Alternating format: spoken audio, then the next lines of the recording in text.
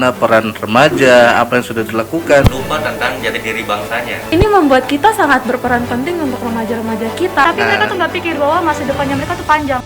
Halo guys, senang sekali saya Heri Orun kembali menjumpai Anda dalam channel YouTube nokenlife.com. Namun saya hadir dengan program terbaru yaitu Noken Podcast.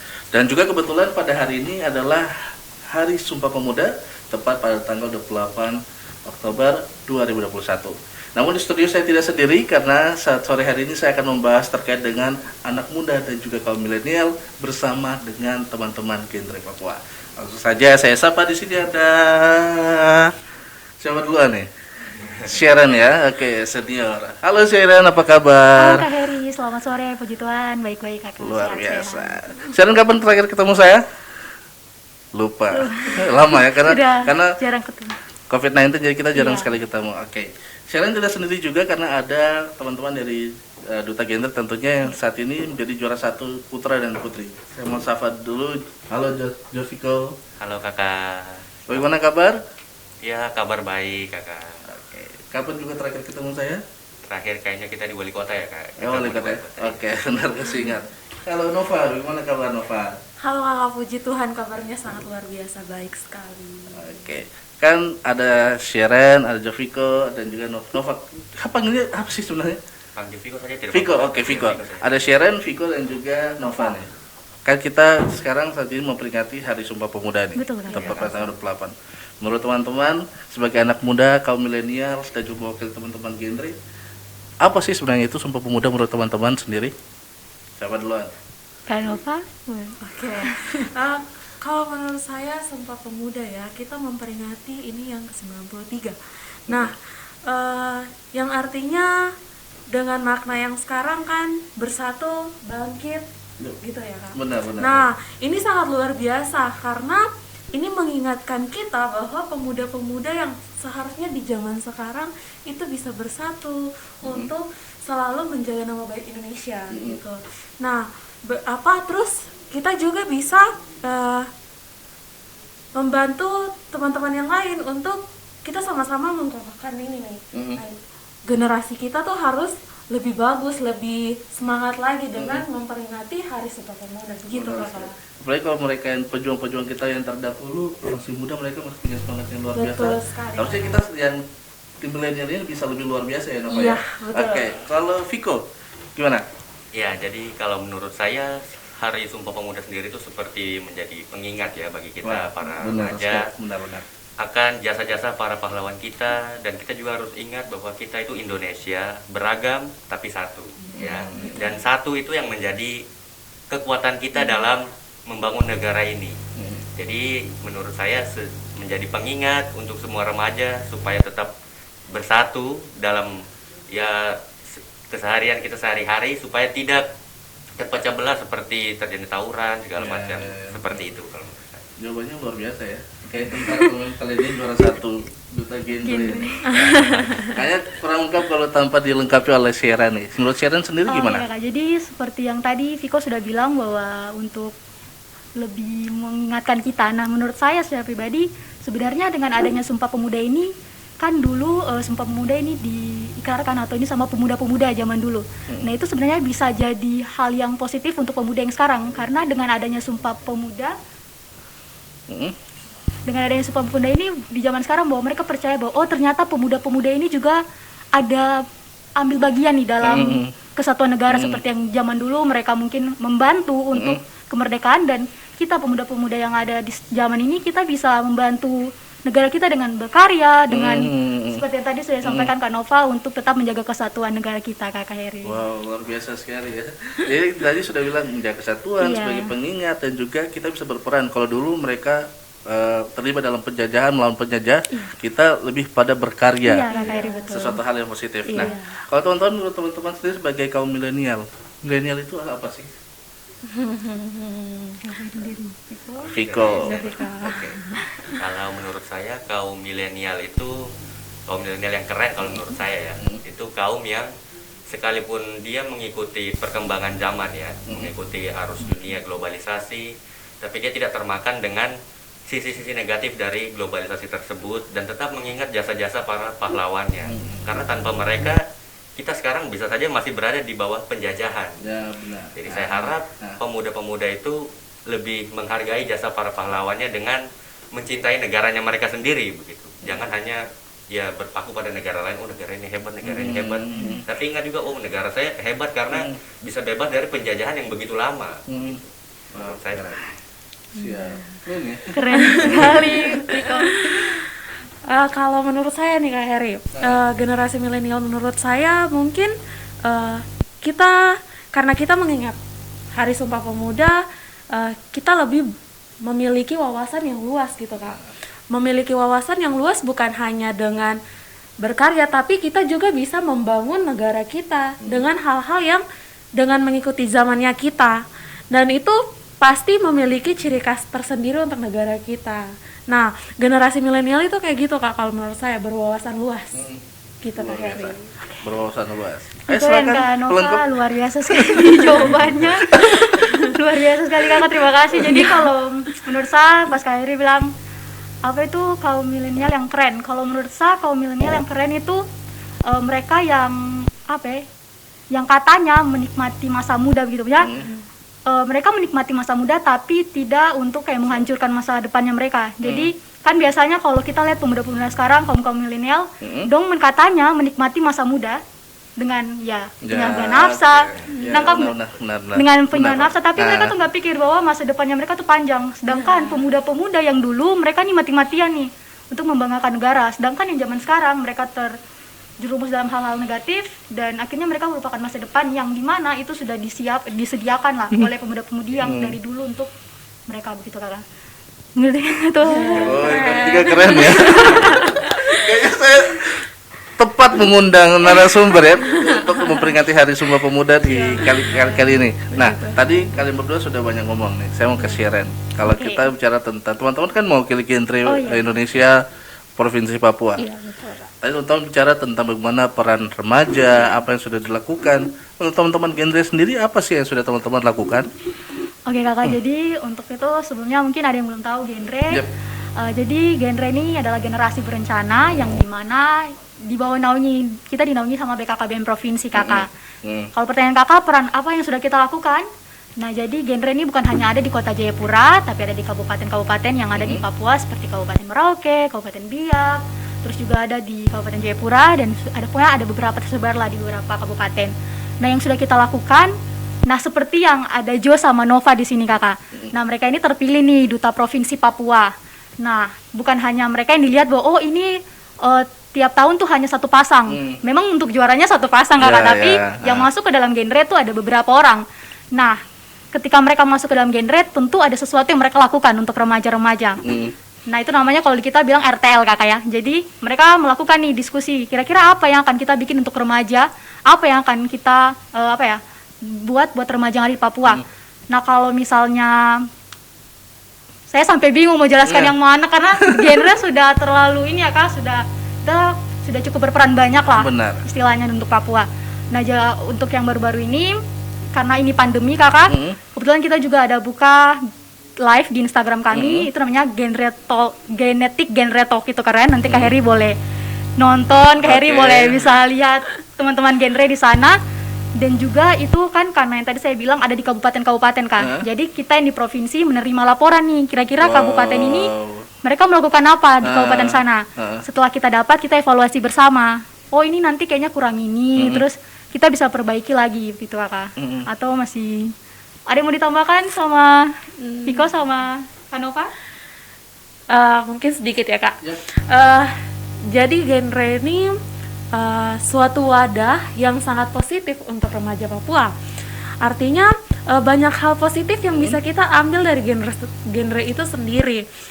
Bagaimana kita berperan aktif di remaja, karena biasa remaja itu tidak akan mendengar ocehan dari orang tua, bahkan maunya dari remaja kan Kak? Iya. Jadi ini membuat kita sangat berperan penting untuk remaja-remaja kita yang mungkin penyalahgunaan nafsa, membuat tindakan-tindakan berbahaya, perilaku beresiko lainnya. Nah, kita genre hadir ini untuk di sini merangkul mereka kembali, bukan menjauhi mereka, tapi merangkul mereka. Iya. Setuju saya. Setuju Kak. Nah, jadi kemarin dari genre Papa sendiri kita baru selesai karena saya baru bergabung Kak.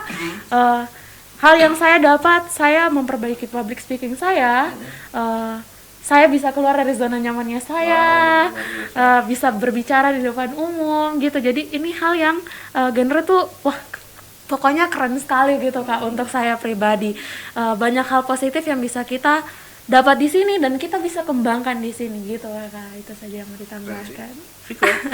Mungkin saya tambahkan sedikit saja ya, karena tadi sudah dijelaskan panjang lebar oleh Kak Sharon dan ditambahkan dengan Kak Linda. Jadi peran genre itu sebenarnya banyak ya, tapi yang paling penting kita menjadi influencer begitu ya, buat remaja-remaja yang lain.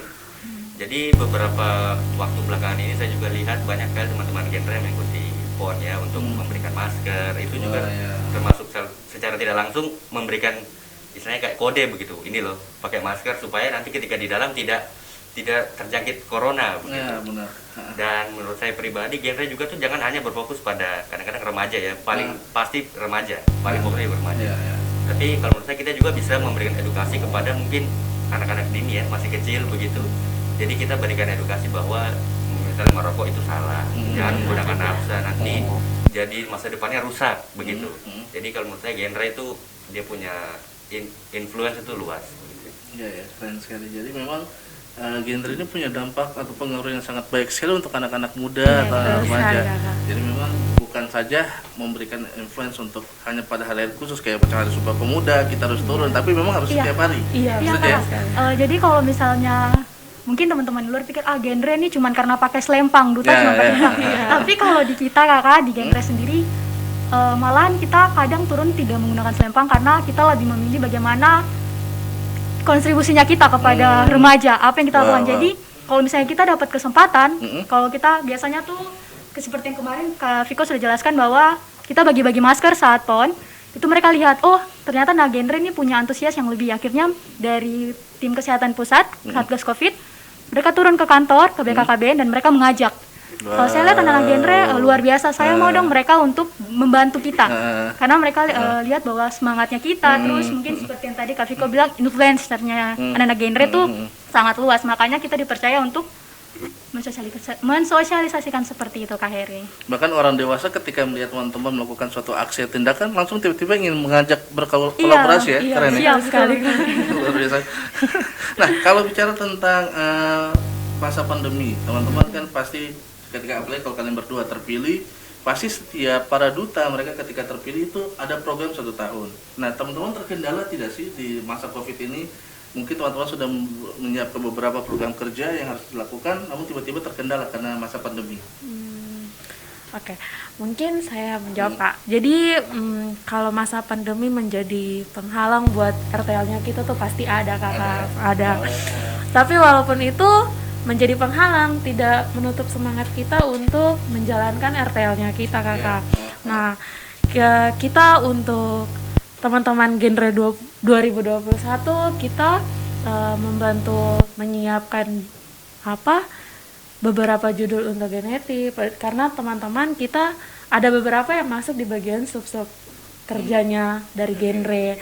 Nah itu walaupun karena masa pandemi kita membuat acara secara online. Iya, kegiatan serangkaian kegiatan itu semua serba online.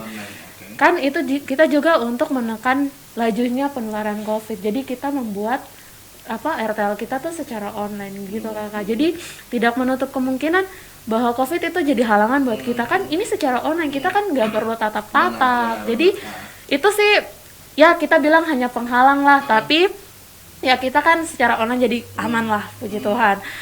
Mungkin kesibukan masing-masing tersendirinya kita nih yang menjadi penghalang untuk kita mau rembuk untuk bicarakan segala macamnya tuh yang menjadi penghalang kesibukan antar kita sendiri gitu Kakak.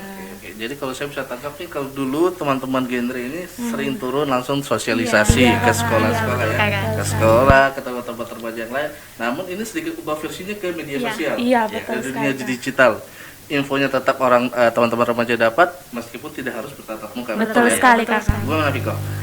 Ya memang dari tadi yang Kakak Novalinda bilang itu kita terkendala ya dengan pandemi ini, kesibukan sehari-hari. Tapi kalau dari saya lihat memang tidak seperti dulu yang langsung ketika ada RTL baru beberapa minggu lewat langsung sudah mulai langsung bertindak begitu. Ya jadi bagaimana ya, karena sekarang itu masih masa pandemi jadi kita membatasi mobilitas begitu ya, jaga jarak. Jadi kalau dibilang ada kendala itu pasti selain jarak itu biasa koneksi juga tidak begitu kuat begitu karena jarang ketemu, jadi harus ya mungkin teleponan, kadang-kadang ada juga tidak aktif begitu. Tapi perlahan-lahan tapi pasti orang bilang begitu ya. Jadi kita kerjakan RTL kita perlahan-lahan, ya apa yang bisa kita lakukan kita lakukan. Begitu. Kakak Syera nih sebagai salah satu kaget ya. Keren sekali. Sebagai menjabat sebagai sekretaris nih, Ya, sekretaris dari Alhamdulillah. Genre Papua. Nah, COVID ini kan satu mereka katakan ada sedikitlah kendala-kendala. Siap. Teman-teman sebagai pengurus bagaimana menghandle-nya? Oke, kalau misalnya sebenarnya kan kita kembali lagi kita bersama dengan BKKBN Kakak. Nah, kita diinfokan nih bahwa boleh nggak kegiatannya Genre sebenarnya online seperti itu. Jadi kita tidak bisa menutup kemungkinan harus di online kan. Sebenarnya ada beberapa etelnya teman-teman yang awalnya itu tidak semua online Kakak. Jadi ada yang offline. Nah, kita akhirnya karena kembali lagi COVID, jadi kita rapat via online dan memutuskan ya kayak karena ini sekarang pandemi ya udah bagaimana caranya kita harus buat kegiatan yang online, karena kalau misalnya dilihat kan sekarang remaja-remaja semua HP tiap hari kemana-mana HP gitu. Iya, betul. Jadi ya sudah kita memanfaatkan situasi seperti itu dan teman-teman masukkan juga genetik. Jadi programnya teman-teman tuh bukan cuma genetik Kakak, itu ada namanya Kupang, kutipan anak genre. Terus juga ada Gempa, genre minggu pagi. Terus juga ada yang di Kabupaten Jayapura, saya lupa namanya, itu juga setiap minggu pagi kalau tidak salah ya. Iya. Jadi mereka memanfaatkan setiap jadi kayak mereka tentukan hari, terus mereka berikan nama yang unik, bikin nama yang menarik buat kayak orang, ini apa keren sekali gitu. Jadi kalau dari pengurus sendiri mendukung gitu Kakak. Jadi selama ini masih positif dan masih di jalurnya genre, ya kenapa tidak kalau misalnya itu bisa bikin banyak orang melirik genre seperti itu kan. Luar biasa ya. Jadi teman-teman ini bisa dikatakan kalau mereka yang juara satu baru saja tahun lalu bergabung, tapi kayaknya kelihatan keren sekali ya. Jadi kayak sudah bertahun-tahun gabung dengan teman-teman dari Genre Papua. Nah, kalau kita bicara tentang Sumpah Pemuda, mungkin saya bilang pahlawan siapa yang menginspirasi teman-teman, pasti teman-teman tidak tahu. Itu sudah pasti, tahu? Tidak mungkin langsung bilang Ki Hajar Dewantara, tidak mungkin. Jadi menurut teman-teman di momen Sumpah Pemuda ini pasti ada sosok anak muda atau siapa yang menurut teman-teman bisa dikatakan sebagai teman-teman punya inspirator? Kayak menurut saya bilang bisa kayak Najwa Shihab. Sosok siapa, tokoh siapa menurut teman-teman? Bagian mungkin sebagai senior tokoh di Papua mungkin, atau mungkin secara nasional teman-teman anggap jadi salah satu memberi inspirasi buat teman-teman. Begitu. Siapa? Siapa ya? Ayo. Sebenarnya tidak jauh-jauh sih Kak. Mulai dari ingin keluar dari zona nyaman ya karena ketemu genre juga. Nah jadi seperti yang lebih menginspirasi sejauh ini mungkin kakak senior dari genre yaitu ada dua hebat-hebat orang sih, ya. banyak yang hebat-hebat ya kan. Banyak sekali ya ternyata. Ini disogok kan. Banyak yang hebat ya. Iya, ternyata tidak, tapi ya karena yang tadi saya bilang juga genre tuh membuat saya bertumbuh dan berkembang. Jadi sosok yang menjadi inspirasi saya sendiri itu salah satunya tuh kakak Peter Ginuni dan juga kakak dan kakak Ahmad. Iya, karena pada saat saya ingin mau berkembang, pada saat ini bosan sekali, ini cuma kuliah aja terus nggak ngapa-ngapain. Jadi Bapak dulu cuma aktivitas kuliah. iya, pulang. Jadi bosan ngapain ya? Nah, genre masuk di kehidupan. Sudah. Jadi sampai sekarang berkembang dan selalu dimotivasi oleh kakak Peter Ginuni dan kakak Ahmad Triwijanto. Gitu kan. Jadi ada sosok anak muda yaitu kakak Peter Ginuni dan juga Ahmad. Ahmad nama lengkap siapa? Triwijaya. Sampai apa? Ahmad, maafkan saya lupa nama. Iya kayak gitu. Jadi lebih ke tokoh yang di dalam genre tapi sesungguhnya genre sendiri. Organisasi genre ini gitu. Vika siapa menurut kamu? Ya, jadi tokoh yang menginspirasi saya pertama kali saya masuk genre sebenarnya Kak Chandra ya. Kak Chandra. Jadi saya ikut genre itu awalnya tidak mengerti begitu genrenya apa dan genre musik begitu. Tapi setelah saya melihat Kak Chandra dengan teman-teman senior lain yang istilahnya bisa menjadi orang hebat, Kak Heri juga salah satunya. Gitu. Jadi Kita tahu depan kamera Iya. jadi ketipu. jadi banyak sekali yang menginspirasi saya di genre begitu, termasuk tadi Kakak Pice yang biasa kita panggil. Jadi melihat mereka misalnya dengan kesibukan mereka sehari-hari tapi masih tetap bisa menginspirasi begitu, membuat saya jadi ingin saya juga ingin menjadi seperti mereka begitu. Karena saya melihat ya anak-anak muda sekarang itu kan kayak terjerumus dengan nafsa, seks bebas, terus ya menikah tapi di bawah umur gitu ya. Membuat saya ingin merubah mereka begitu ya, membantu mereka berubah supaya mereka mendapatkan masa depan yang lebih baik begitu. Ya jadi kalau menurut saya cuma Kakak Chandra, Kakak Heri sama Kakak Pici. Senang lah. Heri siapa? Sharon Oke siapa? Kak, terima kasih. Jadi kalau dari saya sama seperti Kak Nova. So kayak dibilang tuh kayak kehidupan berubah setelah genre masuk atau saya masuk genre gitu. Saya yang kejar genre ceritanya. Nah terus yang sangat menginspirasinya satu Kak Widya. Widya. Karena kalau misalnya Oke, jangan lanjut dulu. Nanti pada saat diutarkan podcast, jadi kasih tampilkan wajah Kakak Pice, Kakak Widya, Widya. Kak Chandra, Please ya, muncul. kasih Chandra. Oke. Jadi kalau misalnya yang saya kan puji Tuhan saya gabung di genre dari 2019. Jadi saya sempat beberapa kali lah sama-sama Kak Widya. Terus pernah turun kabupaten juga dinas sama Kak Widya. Nah terus saya lihat Kak Widya tuh mungkin kayak awalnya saya pikir Kak Widya nih kayak begini aja. Ternyata tuh kakak itu kayak semua bisa gitu. Kayak cewek alim tenang-tenang padahal. Kak Widya jadi kayak serba bisa gitu kan lihat Kak Widya. Jadi kan tahun kemarin juga sebelum saya jadi sekretaris kan Kak Widya. Terus lihat Kak Widya tuh keren sekali kakak ini, kayak semua bisa, mau kuliah sibuk bisa, terus kegiatan di kampus di genre. Jadi kayak saya kayak coba kok bisa Kak tidak seperti Kak Widya, tapi ya saya tidak mungkin bisa persis seperti Sama Kak persis Widya. benar. Tapi ya setidaknya dari Kak Widya saya bisa mulai ikuti atur-atur, saya punya waktu, jadi bisa semoga bisa lebih dari Kak Widya. Amin. Please kalian kasih tunjuk foto ya biar teman-teman Nanti yang Kak nonton Widya podcast foto di kita. Widya dengan wanita soleha, Ahmad dan juga Chandra dan serta Kakak Pice, the best senior. Oke, masih tetap pada momen Sumpah Pemuda. Ini teman-teman ingat tidak? Tadi saya ada catat bunyi ikrar dari Sumpah Pemuda. Yang saya ingat ada bahasa Sumpah Pemuda kami putra putri. Ya, benar. Ada tahu tidak perbait yang benar teman-teman ingat? Agak blank ya. Agak lupa. Nah, kalau ada awal, ada sepenggal kata yang teman-teman bisa ingat. Kalau bunyi ikrar yang teman-teman bisa ingat, tidak harus sama sih, tapi setidaknya ada yang teman-teman bisa coba. Saya yang Kami paling putra putri. putra iya, aja. paling pertama itu aja. Mengaku berbangsa yang satu, bangsa Indonesia. Oke. Terus kami putra putri bangsa Indonesia menjunjung tinggi bahasa persatuan, bahasa Indonesia. Oke. Terus yang satunya saya lupa. Yang satunya.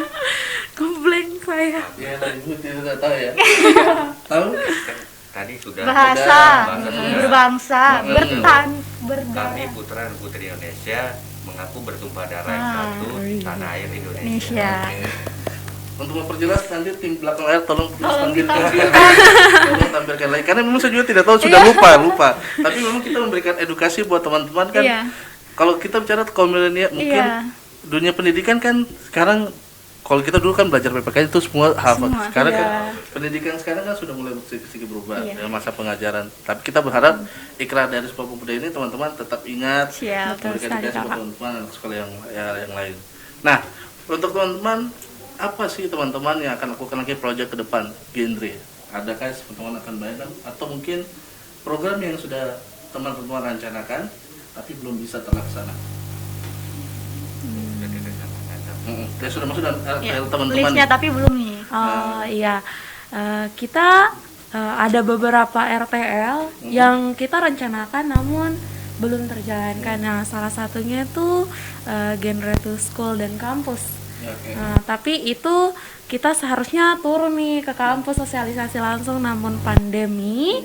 Nah, kita ubah untuk rencananya mau jadi webinar gitu. Iya, gitu. Kita narasumbernya dari genre Indonesia, dari orang-orang penting di BKKBN gitu kakak. Itu untuk genre to school dan kampusnya. Kita juga lakukan Raja, itu suara remaja.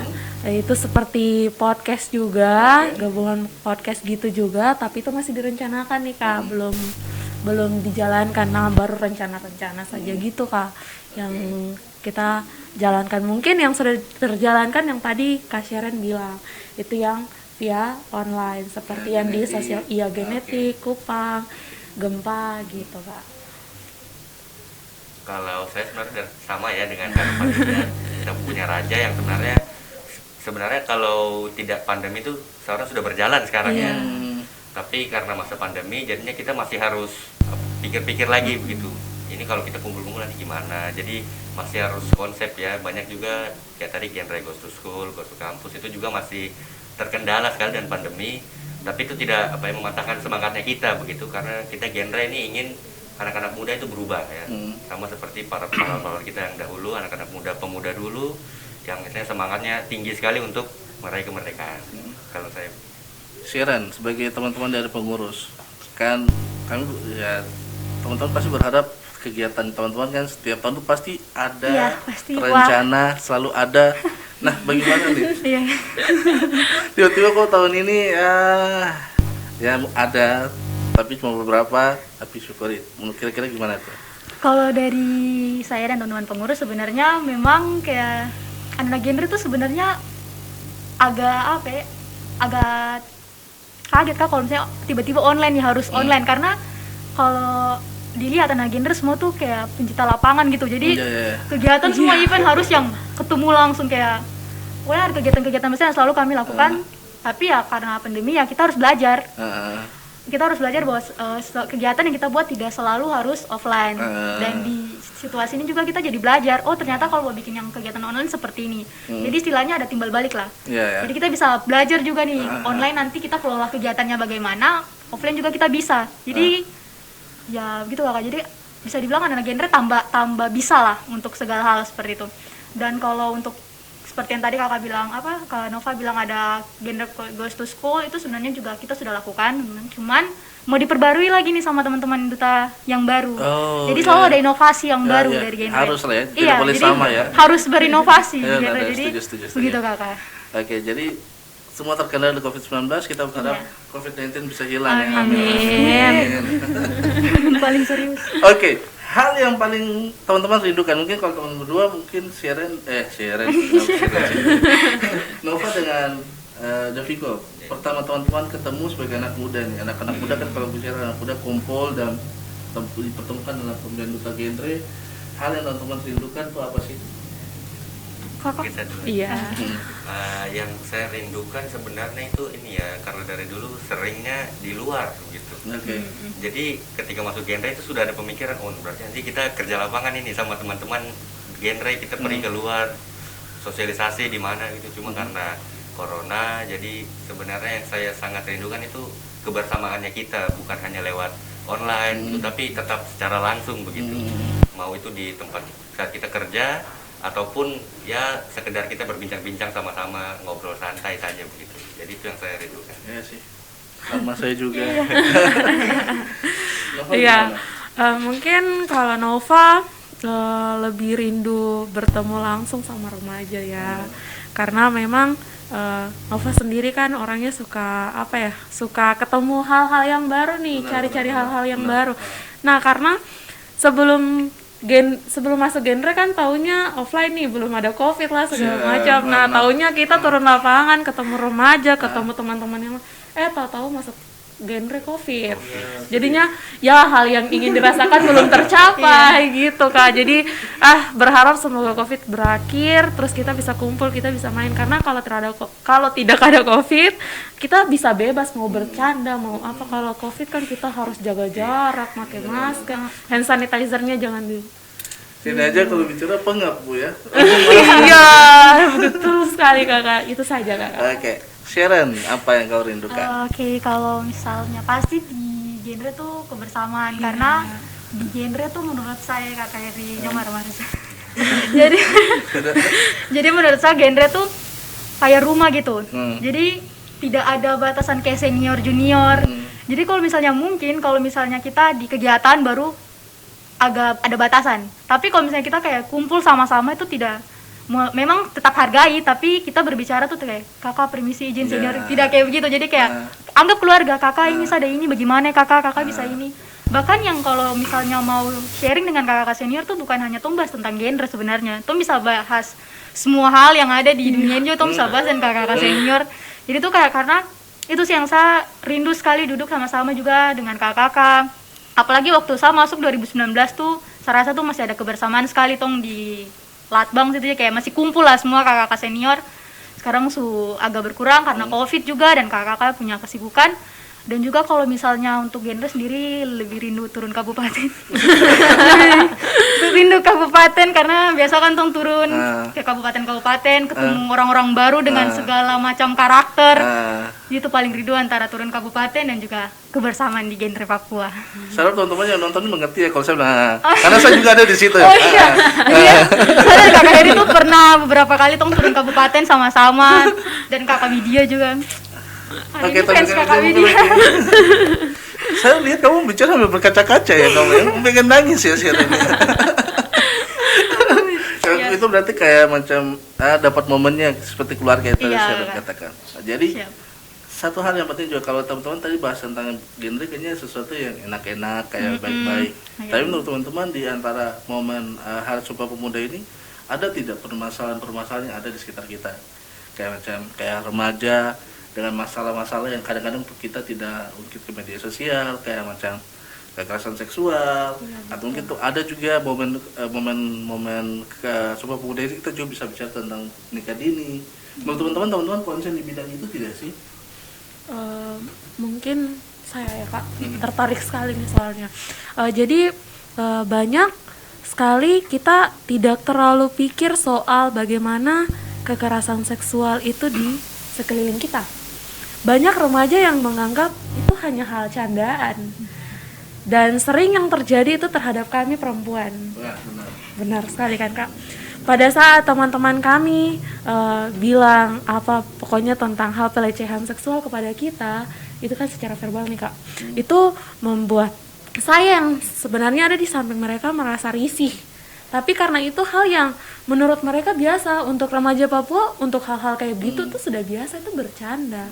Saya bercanda saja mau. Padahal itu hal yang serius bagi kami perempuan. Kita bisa menjadi trauma. Itu hal-hal yang pemuda dan remaja-remaja di tanah Papua tidak menganggap itu, tidak memperhatikan hal-hal itu. Pelecehan seksual paling pertama untuk kami perempuan, dan nikah dini. Kok tidak tahu apa-apa, ini masalah cinta loh, saya nikah dengan dia. Padahal itu hal yang sebenarnya kita bukan mencampuri urusan kalian, kita hanya memberi edukasi bahwa pernikahan dini itu hal yang tidak wajar, hal yang salah, karena ada umur yang ditetapkan. Kenapa menetapkan umur segitu? Agar kesiapan mental, fisik, dan segala macam untuk hidup berkualitasnya mereka tuh sudah kita kasih nih 10 dimensi kamu nih, kesiapan berkeluarga misalnya, gitu Kak. Jadi ada beberapa hal yang kita tidak terlalu memperhatikan itu, padahal itu hal yang sangat penting untuk dipelajari oleh remaja dan pemuda di tanah Papua. Gitu Kakak. Keren sekali, karena memang kalau kita berbicara tentang kekerasan seksual kan bukan secara bersentuhan secara langsung seperti kamu katakan, tapi bisa secara verbal dan non verbal. Baik kata-kata itu kan bisa menjadi salah satu kekerasan seksual untuk seorang wanita maupun pria. Nah, momen ini adalah momen yang tepat karena bicara tentang Sumpah Pemuda. kita bicara tentang kekerasan seksual, terus pendidikan pendewasaan usia perkawinan atau nikah muda. Nah itu tadi, bagaimana untuk kalian berdua nih? Kalau menurut saya yang tadi kakak Heri tanya kan apa yang kurang diperhatikan di sekarang ya. Kalau menurut saya sih pemuda-pemuda sekarang itu kan karena mungkin terlalu masuk ke dalam arus globalisasi, jadi banyak pemuda itu sudah lupa tentang jati diri bangsanya. Kadang-kadang malah mereka berpikir, ini kan zaman globalisasi sudah modern, kita tidak boleh kuno-kuno lagi. Tapi kalau kita mau perhatikan zaman dulu mereka lebih kedekatannya lebih terasa begitu. Jadi ketika kita sedang contoh saja bermain, sekarang kan bermain media online semua, game-game online. Tapi zaman dulu mereka masih bermain, istilahnya masih mengasah otaknya mereka begitu, main kejar-kejaran lah apa, jadi sosialnya dapat, terus intelektualnya juga dapat begitu. Dan menurut saya yang paling parah dan kadang-kadang jarang diungkit begitu, yang tadi sejarah bangsanya itu mereka lupa. Siapa kami? Ada orang Indonesia yang karena saking sukanya dengan Jepang, Korea, anime ya benar, K-pop, akhirnya jadi ikut-ikutan gaya rambutnya, padahal orang Jawa tapi bikin diri kayak orang Korea. Jadi seolah-olah kita Indonesia ini seperti sedang dijajah tapi secara tidak langsung, gitu ya. Jadi seperti tadi saya bilang dijajah secara tidak langsung tuh maksudnya tidak pakai fisik lagi begitu. Tapi dia punya anak-anak muda itu dihancurkan supaya ketika generasi tua sudah hilang mau digantikan dengan generasi muda, bangsa tidak akan bertahan begitu. Jadi kalau keren sekali. Ya? Lagi pikir kata-kata selanjutnya ya. Saya tidak selalu undang narasumber. Keren sekali kan. Mau lanjut atau siaran? Siaran gimana? Kalau misalnya tadi ini bicara tentang tentang sejarah bangsa, terus kakak tentang kekerasan. Kalau saya rasa yang kurang diperhatikan sekarang di Indonesia tuh tentang penyalahgunaan nafsa kakak. Karena kalau saya lihat sekarang, saya kalau ke Saga kayak Aibon kah, lem, itu langsung pakai, jadi kayak saya kasihan gitu lihatnya, maksudnya orang lewat-lewat, malah saya pernah hampir dapat kayak kekerasan seksual, kayak dipegang terus kayak mau di gitu-gitu kan toh. Untungnya karena saya jalan dengan orang tua jadi kayak masih dipantau gitu. Itu yang saya rasa kayak masih kurang diperhatikan anak-anak seperti itu, seperti yang Viko bilang bahwa itu sebenarnya dapat merusak tong punya generasi ke depan. Terus sekarang kalau misalnya lihat lagi keluar lagi dari Papua tapi masih menyangkut pemuda, sekarang penyalahgunaan nafsa tuh dong jadikan hal-hal yang lumrah gitu, sudah biasa. Apalagi kalau penggunaan ganja tuh kayak dong rasa sudah biasa, apalagi kalau yang tertangkap kayak ganteng-ganteng tuh kayak itu tidak apa-apa gini-gini. Padahal tuh sebenarnya berbahaya sih, apalagi kalau misalnya mereka tuh berpengaruh nanti kayak orang-orang lain, oh iya dia saja gunakan nafsa, kenapa saya tidak gunakan, kayaknya enak nih kalau saya coba. Karena anak muda sekarang coba-coba semua hal dong mau coba atau jadi karena dong melihat sesuatu yang dia terapa-apa, dia didukung, saya juga coba jadi tuh akhirnya seperti yang tadi Viko bilang, itu merusak generasi ke depannya. Jadi setelah generasi tua sudah tidak ada dan generasi muda yang maju, sudah apa yang mau diharapkan kalau generasinya seperti itu. Benar. Gitu kakak kalau dari saya. Jadi memang betul kayak tadi Viko jelaskan, kita mau influence. Kalau kita memberikan influence yang baik, ada juga beberapa orang yang mereka bisa dikatakan, kita tahu bahwa ada beberapa orang yang followersnya banyak, terkenal, tapi dengan menggunakan itu dengan hal-hal yang negatif. Iya betul ya. Iya betul kakak. Nah, untuk kalian satu pertanyaan terakhir untuk teman-teman bertiga ini, harapan kalian di Hari Sumpah Pemuda ini, anak-anak muda khususnya anak muda Papua, apa yang teman-teman harapkan ke depan? Seperti apa? Oke, kalau dari saya yang saya harapkan, karena kalau mau bilang anak muda kan saya juga termasuk di dalam situ. Benar, kita semua termasuk. Tua Bu ya, masih muda. 18 tahun, jadi kita masih masuk ke dalam situ. Yang saya mau sampaikan bahwa untuk teman-teman tolong bedakan menikmati masa muda dengan menghancurkan masa depan. Karena tanpa kita sadari, biasanya kalau ditegur, kok tuh tidak bisa nikmati, kok punya masa muda. Tapi tanpa mereka tahu, dengan mereka menikmati dengan cara yang negatif, mereka sudah menghancurkan nih masa depannya mereka. Jadi ketika kan memang takdir Tuhan yang ngatur, tapi kan kalau jalannya kan pasti ya kita harus siapkan juga ya dari sekarang. Jadi itu yang mau saya sampaikan, tolong bedakan teman-teman menikmati masa muda dengan teman-teman menghancurkan masa depannya teman-teman. Seperti itu Kak Heri. Jadi kalau teman-teman gini bisa bilang perencanaannya ke Iya, depannya karena kayak kami apa adalah ya? generasi berencana. Oke, Nova gimana? Atau Viko? Oh, saya dulu. Iya, Oke. boleh. Jadi kalau menurut saya tuh mereka harus bisa bedakan ya antara senang dan bahagia. Senang dan bahagia beda. Iya. Kalau menurut saya senang itu sifatnya instan ya, istilahnya singkat. Misalnya kita minum, mabuk ya, anak-anak muda sekarang kan banyak yang mabuk, Benar. terus balap-balap motor, terus apa ya, rokok, nafsa itu mungkin di sekarang tuh kelihatan kayak keren. Saya ini loh, saya sudah keren gitu, saya bisa angkat ban segala macam. Tapi dia harus ingat bahwa nanti di masa depan karir kerjanya bagaimana, masa depannya dia bagaimana begitu. Kalau misalnya dia sudah menikah, istilahnya pengaruhnya itu kan akan buruk kepada anaknya. Anaknya akan mengira bahwa oh bapak saya saja buat, kalau begitu saya tidak apa-apa dong. Jadi saya harap anak-anak muda tuh di Papua harus belajar membedakan apa itu namanya bahagia dan senang. Kalau bahagia itu biasa bertahannya agak lama begitu ya.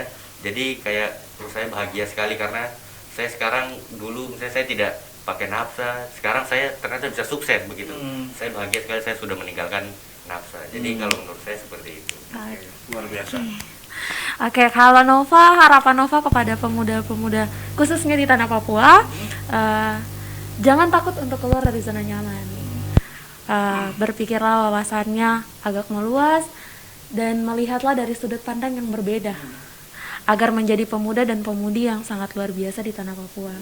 Kita bukan hanya mengingat Sumpah Pemuda ini hanya setiap hari yang kita ingat setiap tahunnya, tapi ini menjadi tolak ukur untuk kita harus tetap berkembang mempertahankan negara Indonesia dan khususnya di tanah Papua sendiri.